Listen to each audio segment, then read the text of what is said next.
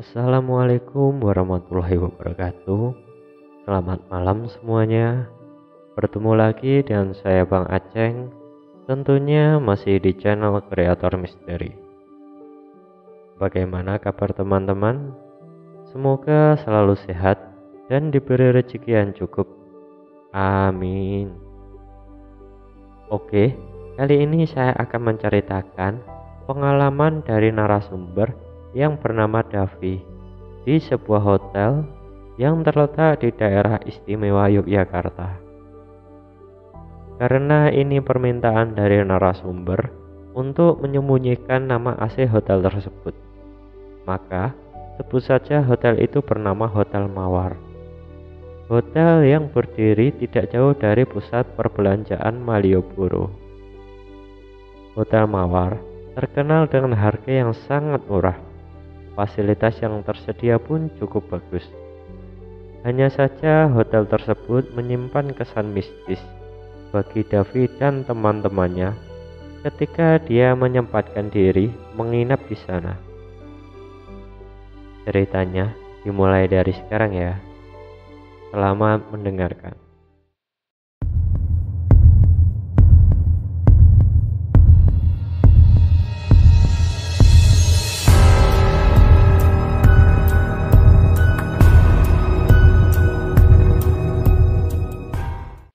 Kejadian ini berkisar tahun 2013 akhir, ketika sedang padat-padatnya para pelancong untuk berlibur di daerah istimewa Yogyakarta. Davi dan teman-temannya tidak berpikir panjang mengenai ruang penginapannya. Mereka baru kepikiran ketika hari sudah tengah malam.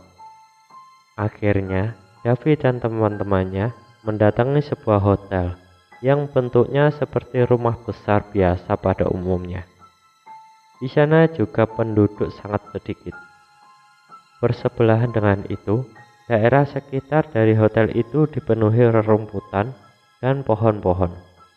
Sungguh aneh jika ada hotel di tempat yang seperti itu. Namun, karena sangat ketanggung tengah malam, akhirnya mereka pun memesan 2 kamar. 1 kamar untuk Davi dan teman laki-lakinya, 1 lagi untuk teman-temannya perempuan. Setelah masalah administrasi telah selesai, mereka pun menuju kamar yang telah ditentukan. Letak antara kamar Davi dan kamar teman-teman ceweknya itu berjarak 1 kamar darinya. Entah kenapa, keputusan dari petugas hotel yang menentukan bahwa kamar nomor 008 tidak boleh ditempati. Mereka kira di kamar 008 terdapat tamu yang memesannya. Namun, nampaknya kamar itu kosong dan tidak digunakan sama sekali. Awalnya Davi dan teman-temannya tidak menganggap hal mistis di kamar 008. Namun, ketika mereka sedang bercanda ria di depan kamar masing-masing, petugas hotel mendatanginya sambil mengucapkan sesuatu. "Mas, sudah tengah malam. Aturan di hotel ini, ketika sudah tengah malam, tidak boleh berisik, karena ada tamu istimewa yang akan datang," ucap petugas hotel tersebut. Davi dan teman-temannya sempat bingung. Siapakah tamu yang menempati kamar 008 di antara kamarnya dan juga kamar teman-teman perempuannya? Jadi, Davi dan teman laki-lakinya ada di kamar 007 dan teman-teman perempuannya ada di 009. Tepat jam 1 pagi, mereka pun masuk ke kamar masing-masing. Mereka memutuskan untuk tidur. Namun parahnya, teman Davi yang bernama Adam, dia menonton situs porno ketika Davi dan teman-temannya tertidur. Hal yang menakutkan pun terjadi. Kamar Davi, yakni kamar 007, diketuk dengan keras seperti ketukan debt kolektor yang menagih hutang. Ketukan itu sangat keras hingga membuat Adam terkejut dan mematikan handphonenya. Adam menutupi tubuhnya dengan selimut, lalu menyalakan handphonenya lagi. Parahnya, Adam menonton situs itu lagi dan melanjutkan melakukan hal yang biasa dilakukan orang-orang. Lagi-lagi pintu kamarnya diketuk dengan ketukan yang sangat keras. Ketukan itu bahkan membuat Davi dan teman-temannya terbangun karena merasa terganggu dengan ketukan itu. "Siapa sih?" tanya Davi. "Gak tahu, dari tadi juga ngetuk-ngetuk pintu, padahal gua lagi nonton." "Nonton apa lo?" tanya Davi. "Biasalah, kan cowok normal," jawab Adam sambil tersenyum. Parah lo Dam, tengah malam kayak gini aja nonton gituan. Awas kali aja ada yang gak suka sama kayak ginian, ucap Davi. "Maksud lo apaan?" tanya Adam. Dok dok dok dok. Ketukan itu sangat kencang hingga membuat Adam dan Davi ketakutan. "Tuh kan, baru gua bilang," jelas Davi. "Itu apaan?" tanya Adam. "Mana gua tahu coba. Kayaknya penghuni hotel ini gak terima lo nonton gituan," jelas Davi. Adam dan Davi pun membangunkan yang lain. Ki, bangun Ki," ucap Adam kepada Bagi. "Apaan sih?" ucap Bagi setengah sadar.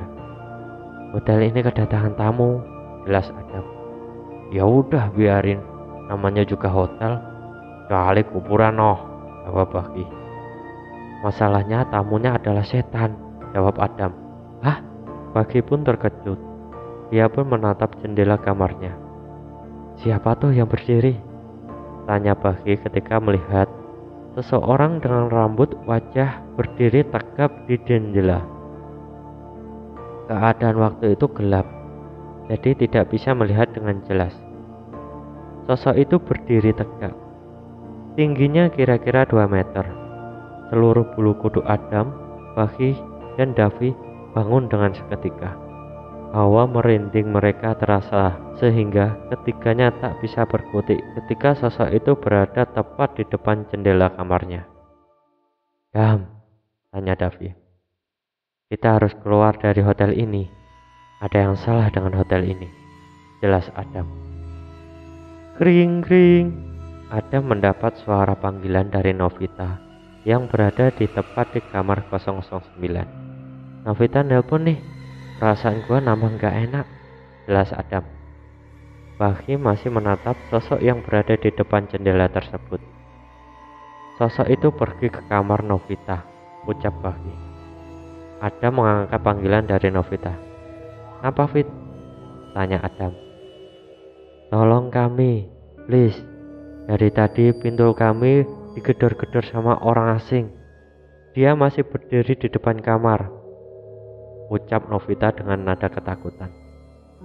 Baik, kami bakal nolongin kalian. Yang penting tenangin dulu," jelas Adam.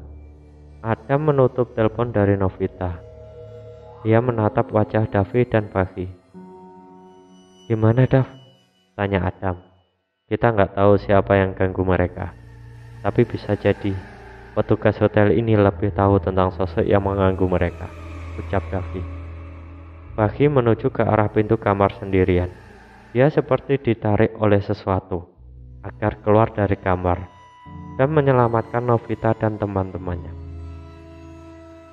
Mau kemana?" tanya Davi. Bagi hanya diam. Dia pun mulai membuka pintu tersebut dan berjalan perlahan menuju kamar 009. Davi dan Adam langsung mengejar Bagi. Mereka berdua berusaha menghentikan Bagi. Terdengar sayup-sayup suara langkah dari arah belakang mereka. Tubuh Bagi berhenti tepat di kamar 008. Mau kemana?" tanya Davi. "Tubuh gua digerakin sendiri, Dam." Tap, tap, tap. Suara langkah kaki itu makin jelas dan semakin dekat dengan mereka. Davi, Adam, dan Bagi segera menengok ke arah belakang tubuhnya. Ketika mereka menengok ke belakang, betapa terkejutnya mereka menatap dengan jelas sesosok tubuh tinggi 2 meter lebih dan kedua mata yang sudah tidak ada atau bolong.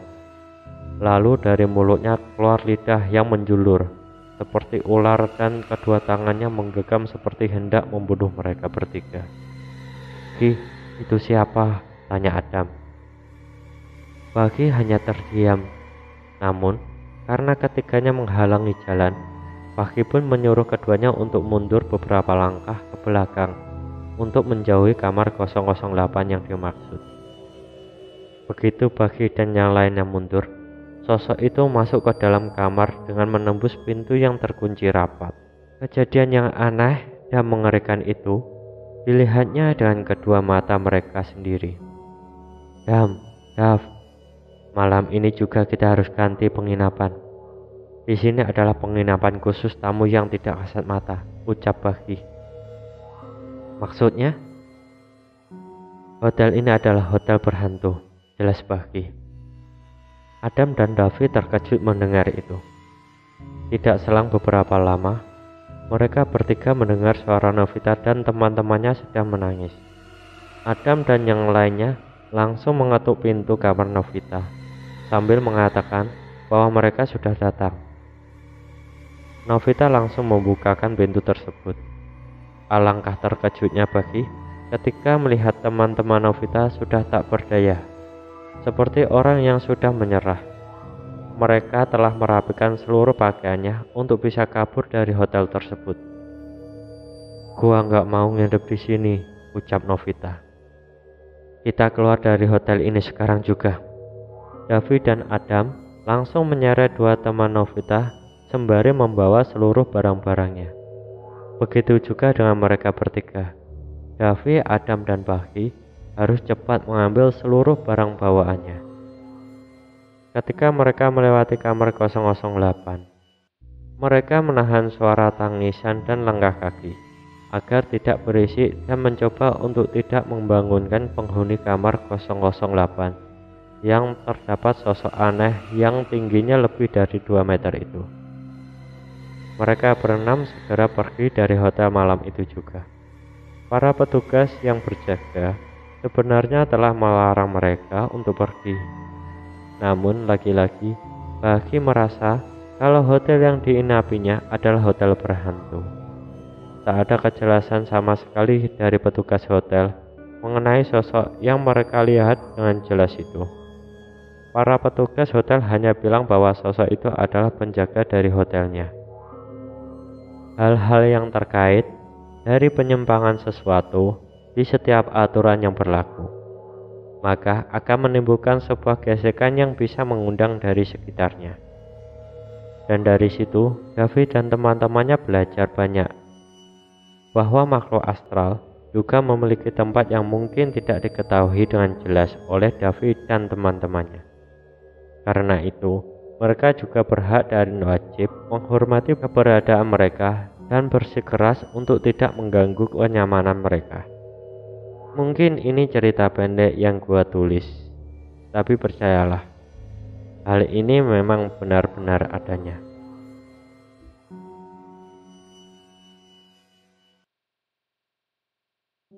Itulah cerita dari Bang David dan teman-temannya saat bermalam di sebuah hotel. Mungkin ceritanya terlalu pendek ya. Akan tetapi kita bisa mengambil pelajaran dari cerita tadi. Bahwa dimanapun kita berada, setidaknya harus bisa menjaga sikap, ucapan, dan perilaku. Karena kita tidak tahu siapa yang di sekitar kita, karena mereka ada di sekitar kita. Untuk teman-teman yang mempunyai cerita yang berbau mistis, bisa di-emailkan ke kreator misteri yang alamat emailnya ada di link deskripsi ya.